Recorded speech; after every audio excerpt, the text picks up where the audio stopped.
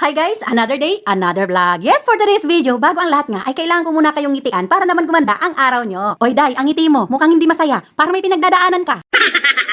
Ay, wag niyo nang pansinin ang pagngiti ko. Masaya ako dyan, hindi pa nga lang ako nakaligo. Yan ay ngiting walang ligo. Kung may ngiting tagumpay, meron ding ngiting walang ligo. Ay? For today's ganap nga, ay nandito ako sa bahay ng aking kaibigan o kumare dahil magre-repack ako ng mantika. Sa mga nagtatanong nga, hindi lang itlog ang aming tinitinda, pati ring mantika. Oy Day, wag kang mag-alala, walang nagtatanong.